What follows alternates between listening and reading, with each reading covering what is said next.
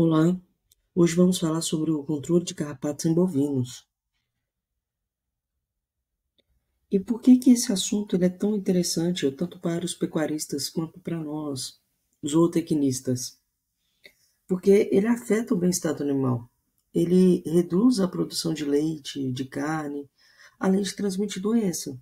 Então, o nosso objetivo aqui é entender como que ele vive, como que ele se reproduz, por que que ele está cada vez mais resistente aos produtos químicos. O que nós, como futuros zootecnistas, podemos fazer para poder controlar esse problema de forma inteligente? Então vamos lá. O ciclo de vida. Nós podemos dizer que se tem uma divisão em dois, onde primeiro é o vida no hospedeiro para fazer, que é a fase parasitária, a vida no ambiente, né, que é a vida livre. E falando sobre cada um deles, né, nós temos o seguinte aspecto. Na fase parasitária, tudo começa quando a larva, que é bem pequenininha, ela sobe no boi pela vegetação. Essa larva, que é a forma jovem do carrapato, tem 6 patas e já começa a sugar o sangue. Depois de alguns dias, ela se transforma em ninfa, que tem 8 patas e continua se alimentando. Então ele vira adulto. O macho ele vive no animal, buscando a fêmea para poder acasalar, e a fêmea se alimenta intensamente.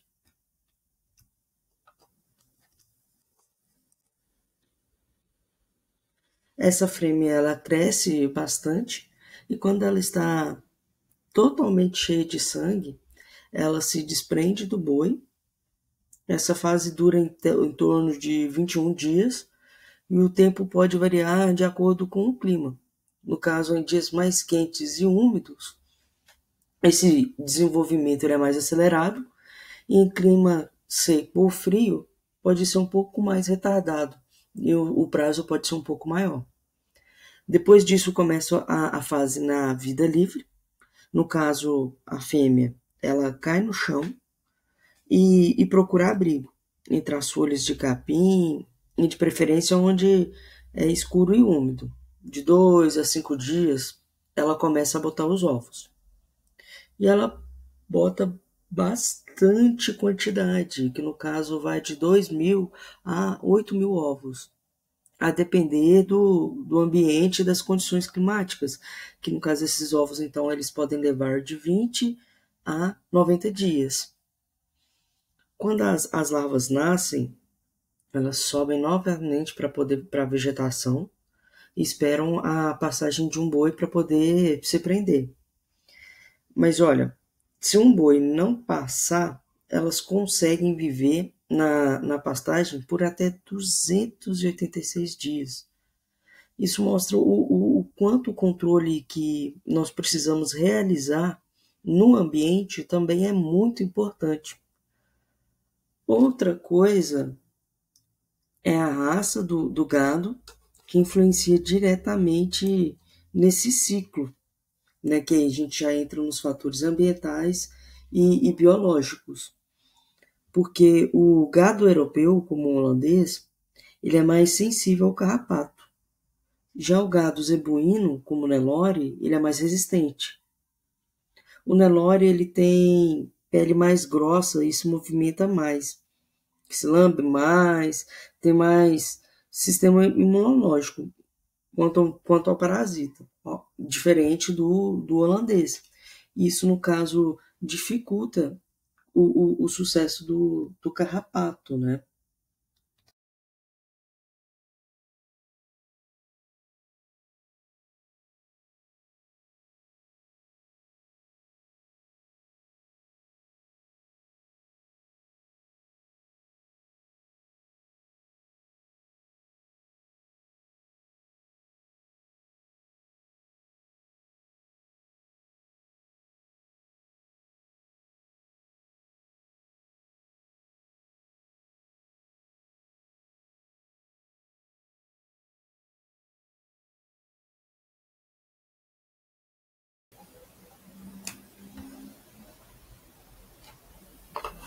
O ambiente, ele é um dos fatores mais importantes para a sobrevivência e desenvolvimento do carrapato.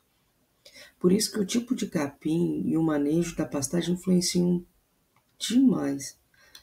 Então, vamos falar um pouquinho sobre os tipos de capins. No caso, a gente tem capim colonial, esse daqui ao lado esquerdo dessa moça. O capim colonial, ele tem crescimento em torceira, ou seja, forma espaçamento onde entra mais luz e o solo fica mais seco. Isso atrapalha o desenvolvimento dos carrapatos. Nós também temos a braquiária, que no caso é essa do meio. Ela forma um tapete fechado e sombreado, mantendo o solo mais úmido. E esse é um tipo de ambiente que ele é perfeito para o ciclo da fêmea e dos ovos. Então, ele favorece a infestação. E nós temos o capim-gordura, que ele libera substâncias em um potencial carrapaticida. Ele afeta o desenvolvimento das larvas. Além disso, ele também fornece um tapete tão fechado que esse tipo de capim ele ajuda naturalmente no controle. Então, na hora de poder realizar o manejo no pasto, a gente também deve escolher o tipo de capim correto para que não aconteça esse desenvolvimento. Outro fato muito importante é referente à rotação. Então, no caso, onde esses animais eles ficam direto, sem descanso, se acumula carrapato. Quando se faz a rotação de pasto e deixa uma área sem animais por cerca de 60 dias no verão, boa parte dessas larvas ela morre porque ela não encontra hospedeiro. Outro fator importante e que ajuda muito é a adubação com ureia. Ela pode ajudar no controle indireto, aumentando a decomposição da matéria orgânica e influenciando a temperatura e umidade do solo, o que impacta nos ovos e larvas. Então, além disso, terrenos encharcados ou matos muito densos, eles favorecem o ciclo. Então, o controle ele precisa considerar onde o animal pisa.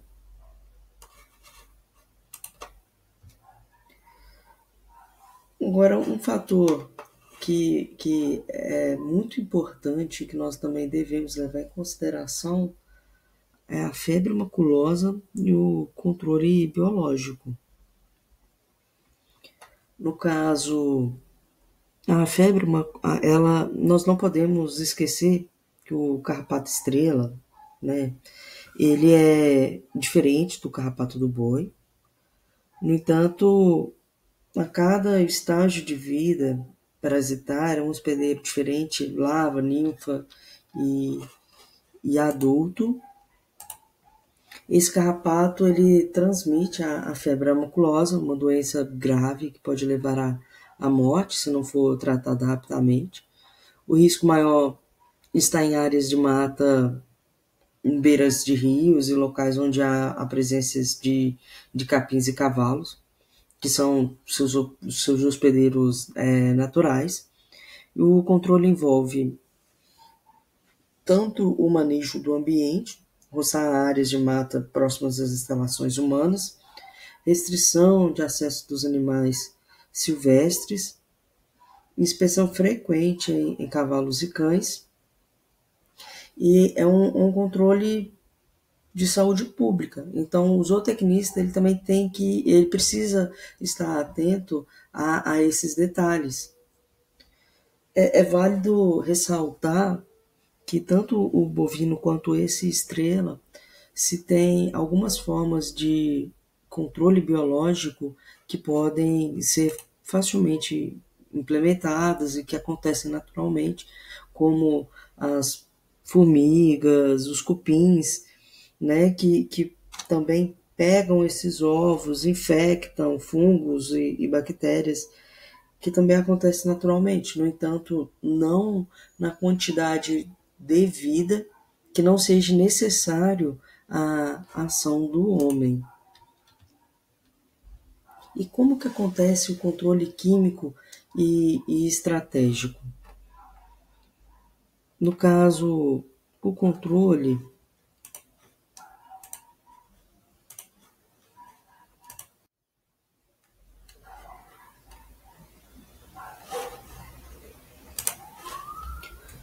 quando a gente usa o mesmo produto por muito tempo ou aplica de forma incorreta, os carrapatos mais fracos, eles morrem. Só que tem alguma mutação genética que dá resistência e sobrevivem. Esses sobreviventes, eles acasalam entre si e passam essa característica para os filhotes. Em pouco tempo, nós temos uma população que não é mais afetada por aquele produto e é que se chama resistência genética. A resistência pode ser de diferentes tipos. Pode afetar a penetração do produto, o metabolismo do carrapato ou a sensibilidade ao princípio ativo. E o pior, ela pode ser cruzada, ou seja, o carrapato resistente a um produto pode também resistir a outro produto do mesmo grupo químico. E para poder evitar isso, nós precisamos seguir algumas orientações. A rotação de princípios ativos, ela não é trocar qualquer produto, ela tem que alterar entre diferentes grupos químicos. Isso exige uma orientação técnica, no caso, por isso que é tão importante fazer o uso conforme a orientação de um veterinário ou um zootecnista, a aplicação correta, que no caso usar a bomba calibradora com a precisão certa e garantir que o animal fique todo molhado, inclusive entre as pernas e na virilha. E também tem a estratégia do refúgio, que é tratar apenas os animais mais infectados e deixar parte sem tratamento. Isso mantém carrapatos sensíveis na população, dificultando assim a fixação da resistência. E, é claro, realizar testes de sensibilidade periódicos para saber se o produto que está sendo colocado ali naqueles animais, ele ainda faz o devido efeito ou não. Então, tem que deixar bem claro que dá para poder agir. No entanto, tudo depende muito do método. A gente precisa fazer o controle integrado, fazer a combinação de várias estratégias. E no controle químico, principalmente no sudeste aqui do Brasil, a recomendação é fazer de 5 a 6 banhos com intervalo de 21 dias. Se o método for o POLON, aplica de 3 a 4 vezes com intervalo de 30 dias. Tudo deve ser feito respeitando o peso do animal e com produtos registrados no Ministério. Então, é importante realizar o controle tanto das datas quanto também do material utilizado.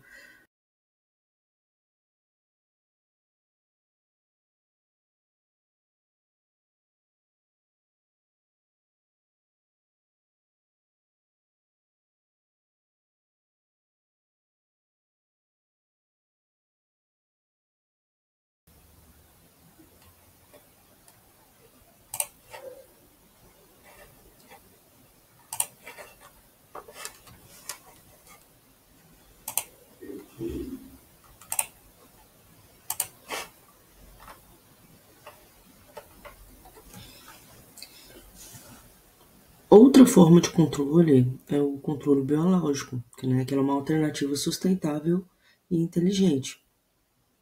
No caso, em vez de matar o carrapato com veneno, se utiliza organismos vivos que naturalmente atacam e eliminam o parasita. E quais seriam os principais agentes utilizados contra o Rhicephalus bovinos? São os fungos entomopatogênicos, que no caso são fungos que atacam e matam artrópodes, como os carrapatos. Os dois mais estudados são o Piaveria bassiana, ele atua na fase de vida livre do carrapato.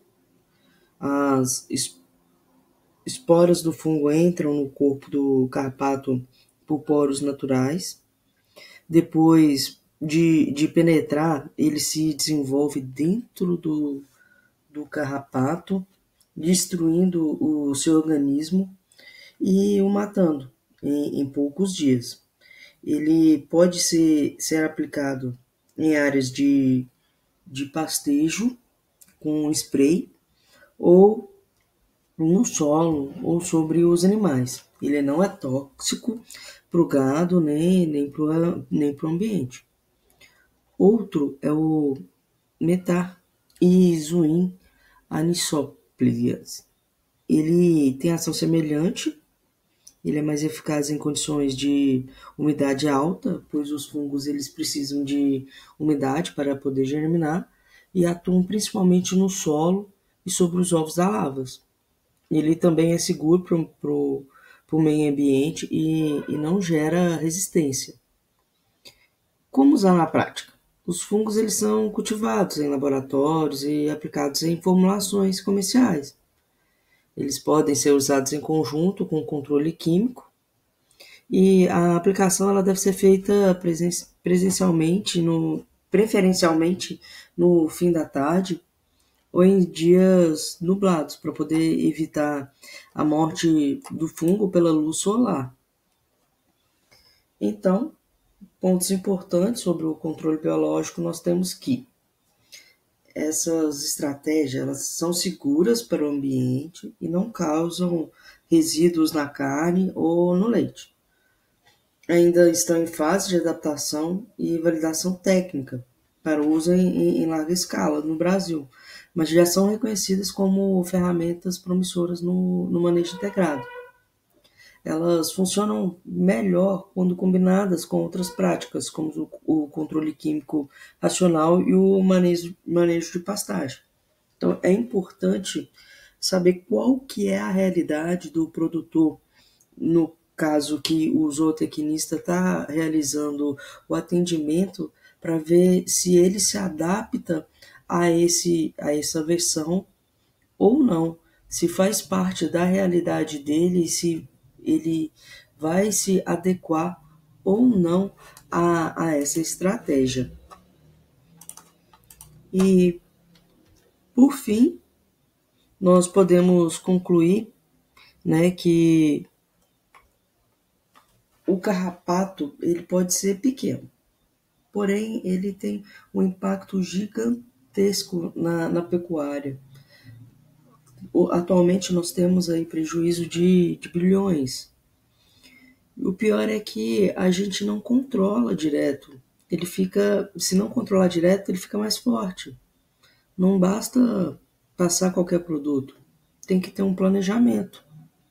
É importante a gente observar o ambiente, entender o comportamento do parasita, respeitar as particularidades do gado, escolher bem o tipo de pasto, aplicar os produtos certos, na dose certa, com a formulação correta, considerando as alternativas sustentáveis, como controle biológico, verificar se adequa ou não ao caso do produtor que está sendo analisado.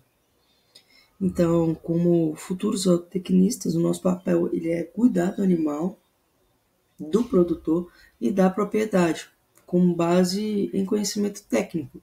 E com tudo que nós falamos aqui, a gente pôde ver um pouquinho de tudo isso e ver que o parasita, por mais que ele se tenha grandes prejuízos atualmente, né, dado o não acompanhamento, tem a perda de couro, perda na produção de carne, perda na produção de leite, ele pode ser evitado, ele tem formas tanto químicas quanto biológicas de se evitar, e basta a compreensão ali da situação daquele produtor, o que ele pode realizar ou não conforme o tamanho da infestação, a quantidade.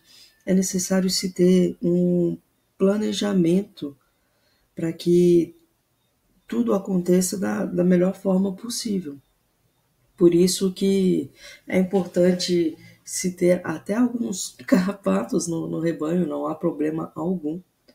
O X é se ter o controle sobre a quantidade, sobre a infestação.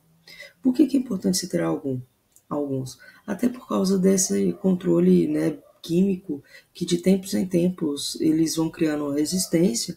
Então, se tendo alguns não fortes, né, se pode utilizar o produto por um tempo maior, e em consequência disso o produtor ele fica mais tempo protegido e mais tempo com o mesmo tipo de produto, sem a necessidade de realizar a troca.